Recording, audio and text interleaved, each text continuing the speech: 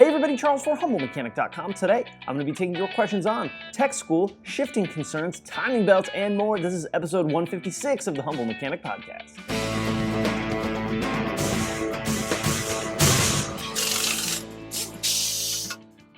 All right, in order to get a question on a show like this, email me, charles@HumbleMechanic.com.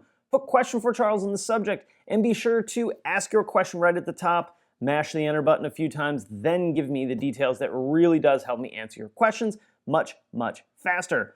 Also, if you don't see your question on a show like this, be sure to check out the quick videos playlist on YouTube where I take my iPhone generally and answer only one question. Also, quick reminder, the show in Atlanta, TREFFEN South, the one at Atlanta Motor Speedway, is coming up really quick. I will be there, might have a couple of shirts to give away, as well as possibly an award. So I'll link up the video I did about it last year. Awesome show. We got to put the cars on the track. And if you're in the Atlanta area, I hope that I'll see you there. All right, let's talk about the sponsor of the day, which is CRP Automotive. CRP deals in a ton of OE maintenance and repair parts, timing belt kits, suspension components, and even fluids. In fact, they make the factory DSG fluid for Volkswagen and Audi. So check them out at crpautomotive.com. All right, with that wrapped up, let's get into your questions. First one, I have zero experience with vehicles, but I want to go to UTI for the automotive tech program, but all my friends and family say go to community college first. What should I do? That is a good question, and I get this question a fair amount in one form or another. Now, this is a 100% up to you decision to make, but let me give you my experience, because I did go to community college first, then I went to UTI.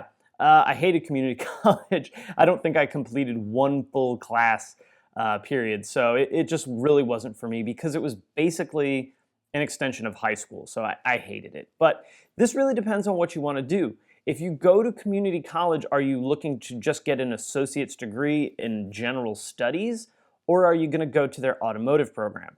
The local community college here has a really good automotive program. So if you went to that program, I would say don't go to another tech school. Go to that program and then get yourself a job at a dealership or wherever. You'd mentioned you want to work at Ford, though. Ford has an incredible program with UTI. It's the UTI, and then they add on the Ford Fact program. The guys that go to Ford Fact and the guys that go to Nissan come out better equipped to step on the line and start working much faster. Their skills and brain process with electrical diagnosis is much better than most, not all, but most of the guys that just do the basic tech program. So this is really up to you, right? If it were me and I knew I wanted to work for Ford, I would probably lean more on the UTI side with the Ford Fact program, because then you can come out of school with a bunch of Ford certifications. You'll have a much easier time, most likely, getting into a Ford dealership, and you'll already have a bank of credentials to put towards becoming a master tech. Money is an issue. Community college is probably going to be a lot less expensive, and you're going to get a bunch of other education too. So general studies, math, science, English, the whole deal. So which one do you want? You want to jump right in and be a Ford technician? I'd probably go to UTI. Now, UTI is crazy expensive, and I'm pretty sure you pay for Ford on top of that. So it's going to cost you a lot of money. But what is that investment worth? If you don't care about all the other community college stuff, then you're basically paying to learn or to go to class when you may not really want to. Now, there's value in that, but if that's not your end goal, then you really want to look at, do I want to put this money towards a complete studies program, or would I either take that chunk of money and put it towards a purely automotive education? This is really up to you. But as far as not knowing anything, that's fine. That's what the school's there for. In fact, the less you know, the more you're going to learn at one of these tech schools. When I first went in, I didn't really know much about cars, automotive repair, or anything like that. Never worked anywhere that, fixed cars or anything like that. So I came in, what sounds like very much like you, not really knowing anything, and just worked my brains out and made every minute, every second, every day, every month, every class count when I was at UTI. So if that's your goal, I would go that route. That's the route I went, and I don't regret it at all. I think there's some people that are pretty negative on the automotive tech schools, especially like the bigger for-profit schools. But remember, guys, this is 100% you get out what you put in. If you don't want to put it in, you're not going to get it out. And that's kind of life life advice there too. But these tech schools, they got a process. They know what they're doing. They can produce good students. It just depends on the student, and it depends on how much they want to put into it. So great question, man. Good luck for anybody else out there looking at that. I think that's pretty good advice. Again, I went to tech school. There's a couple other videos that I've done. Some things you won't learn at tech school. What would I do if I had to do it over again? So I recommend checking out those videos, and I'll try to link those up in the video notes. All right, next one comes from Gavin. I just bought a 2011 Scirocco, and I live in Ireland. I'm a heavy-duty mechanic, however, not a fan of diesel yet. I just bought one. So a diesel Scirocco, which is why I took this question for two reasons. One, Gavin, I'm going to answer your question. And two, I want to cry about us not having a diesel Scirocco here in the U.S. So I want a diesel Scirocco here in the U.S. Basically, Gavin's question comes down to doing a timing belt job. It says the recommended interval is at 130K, but he doesn't really want to wait quite that long. So here's my advice, period, on timing belts. Actually, on anything that's maintenance, and if it fails, will cause catastrophic damage. A timing belt failure is very, very likely to cause catastrophic damage. Sometimes it doesn't, but how much are you really willing to risk on not doing a timing belt? We had a Beetle come in, a 2.0 AEG, old Beetle, 170,000 miles on the original timing belt. The timing belt broke, which technically that 2 liter is not an interference engine, but guess what? The valves on cylinder 3 are bent. So dead misfire on cylinder 3, very, very unhappy engine. That customer waited too long. Now they're on the hook for like 4 times more what a timing belt would cost. Here is what I do and how I approach it. I would rather do that timing belt 20,000 miles early than 1 mile too late, right? It only takes that for a timing belt to break, teeth sheared off, valves bent, everybody's unhappy, and that gets really expensive, right? A timing belt job costs $1,000, say. Cylinder head repair, you're probably double to 2.5 times that. Very, very expensive. I did my timing belt on my personal car, my Passat, right, 30,000 miles early because I wasn't super comfortable with the way the belt looked. And I know when that one fails, it just fails. Water pumps failed too. I wanted to get a new water pump in there. In fact, I'm coming around for round 2 of timing belt on my Passat. Nowadays, though, the timing belts are holding up incredibly well, right? It's not like 10, 12 years ago where the belts were stretching and teeth were shearing off. They're holding up really, really well, which is kind of bad because you can't just look at the belt and go, oh, it's starting to crack. Let me put a new belt on. You'll look at it, it'll look fine, but you're not seeing the underneath part or the high stress points of the belt. So I always recommend doing it early. It's hard. It's a hard sell sometimes with customers because, you start recommending things 30,000 miles early, then people start feeling like you're taking advantage of them. But it's really based more on how I feel about doing maintenance and doing timing belts and really on replacing parts that when they fail, it's catastrophic. So do it early, do it 100K, no harm, no foul. You're not doing it at 20,000 miles, check it at 100,000, and that's probably about the mileage that if it were my car, I'd be looking to do it. And again, I'm super jealous of that car. All right, next one comes from Mike. I'm 28 years old. I joined the Marine Corps right out of high school and spent 5.5 years until I was medically separated. Spent the last few years working some odd jobs in the automotive industry trying to figure out exactly what I wanted to do. The thing I keep coming back to was automotive technician. I signed up for the auto tech program at my local tech school, which from everything I hear is great. The only thing is after going to orientation, I realize I am 7 to 10 years older than most everyone in the class. So, am I too old? Is an employer going to look at me coming in at almost 30 and turning me away because a typical 20-year-old graduate coming in probably has a few good years in them more than me? Just curious. Thanks for your opinion. Mike, first of all, thanks for your service, man. I really appreciate that. Dude, let me tell you, you have such an advantage over these guys that are 20. Yes, an employer's going to look at someone that's a little bit older and go, they've already hit 10 years in their prime of doing like hard manual labor. But let's put that aside for now, because here's the advantage that you have. You were in the military, which almost always makes you a better employee to a dealership or anywhere really than a kid right out of high school. Nothing against kids right out of high school, but you have proven that you have what it takes to be in the military, so you can also be an incredible employee. Also, you're not 20. When I was 20, I was an even bigger idiot, right? I was a dumbass 20-year-old. So you have that advantage as well. Typically someone that's 30, maybe a little more settled down, less likely to be out till 3 a.m. partying when they have to be at work at 7. So all incredible advantages. Man, don't worry about the rest of it. I, as an employer or as someone that was going to hire someone, would look at you probably in a better light than I would as a 20-year-old. Now, that's not age discrimination, that's experience. You have 5 years in the military, right? So you know what it takes to be successful there.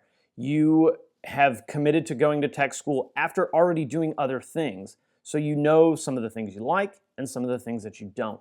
So I would look at you in a really high light, man. I wouldn't worry that you're 10 years older than everybody else. This is a very hard physical job, so the medical thing, really more than anything, might be the flag for me. But obviously that's case by case. Was it because you had stubble burn or razor burn and got discharged, which I've seen that happen, or is it a more severe injury? So that may be a big factor too.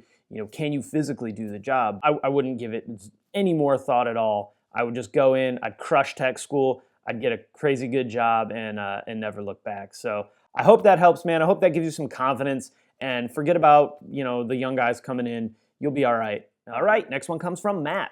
I'm new to the VW family. I recently bought a 2013 Mark 6 Golf. On the forums, I've been doing research, but it seems like the 2.5 motor isn't talked about much. Just curious about the overall reliability and any known issues that you may have seen come through the shop. Thanks for the help. Love what you do. Keep up the great content. All right, Matt. I feel like the reason you don't see a ton of 2.5 things is because this is like the base engine, right? It's the flagship engine. So it's in so many cars, but most of the people that are on the forums and talking about goods and bads are 2-liter turbo customers and diesel people. And honestly, there's not a lot of things that fail on it. I know, there's problems, right? We've talked about some of them. Vacuum pumps leaking, valve covers failing, fuel filters failing, timing chain stretching, which is not super common, but it happens. Of course, failing ignition coils, things like that. Secondary air issues are another one that we see a fair amount of. But by and large, this is a good power plant, especially when it's mated with the manual transmission. The automatics had some shifting concerns earlier, right? Pre-13, this is like back in the 08-09 gen. But man, the 2.5 is a good solid engine. It's not the best, right? I wish it got better fuel economy. I wish it had a little more horsepower. I wish it didn't sound a little weird. But so what? As far as reliability, man, it's a good engine. Guys are modifying them, and I think that's awesome. But plenty of people out there have a 2.5 with 100,000 miles on it. They've changed their oil, they've done their maintenance, and everybody's happy. So I like the engine from a standpoint of that it's a good, solid engine. From a performance standpoint, it's basically the base engine.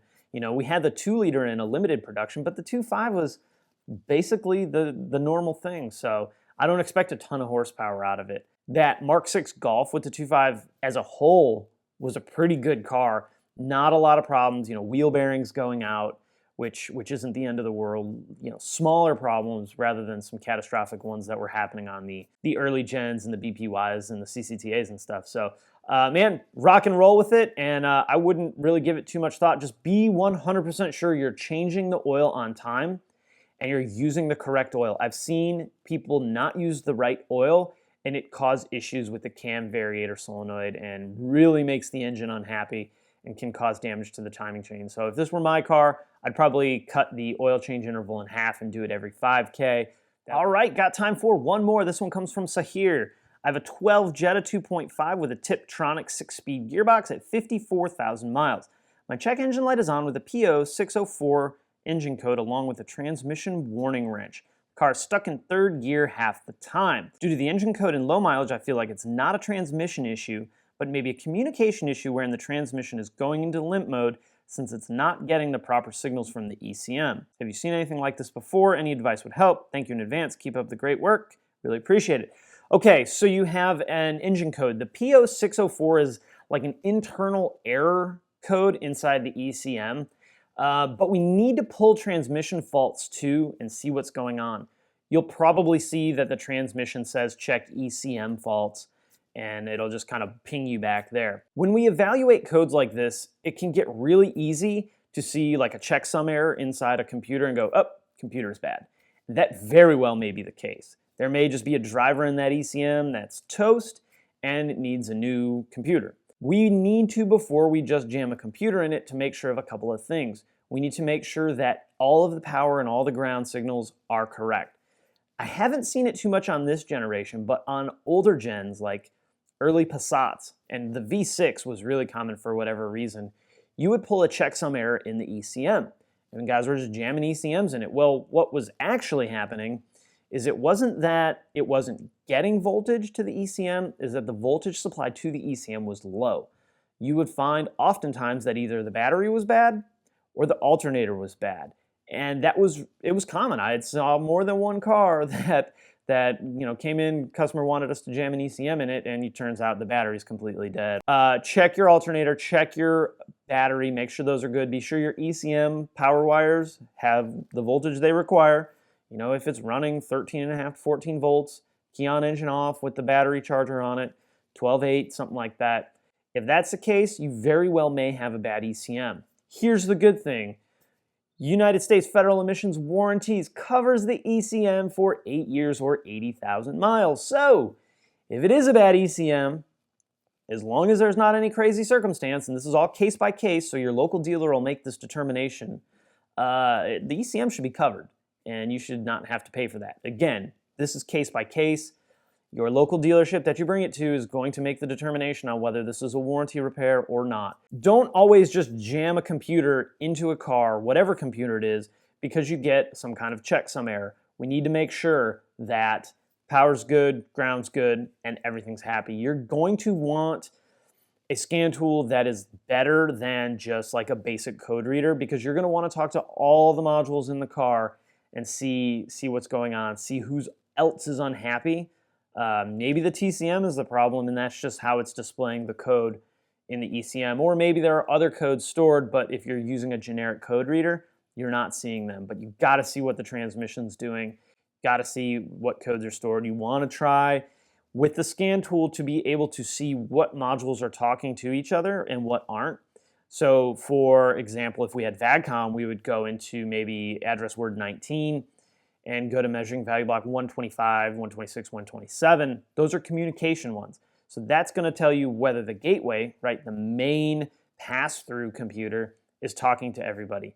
Then you're going to want to go into the transmission and go to 125 and see if the trans is talking to the ECM and who's not talking to who and whatnot. So a lot of times with gateway, you can see that just right there. It'll display a 0 or a 1, depending. 1 is communication, 0 is not. So got to do some digging. This is not a common problem. I don't think I've ever seen a checksum error on a code for a code on this gen car, but I have seen it on the older ones. Almost every time it wasn't a bad computer, it was a power or ground issue, and typically it was just that the battery was bad or the alternator was intermittently not charging properly. Also, those were really good about the SA panel, the one right on the front of the fuse panel under the hood.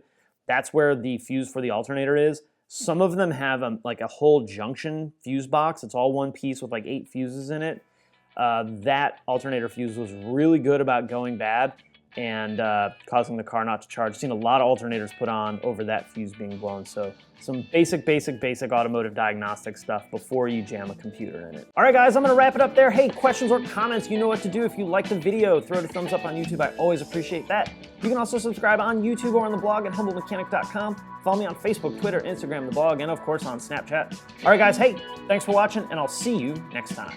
Drink of the day, because it's early, is coffee, iced coffee, but all the ice is melted, so it's just coffee today.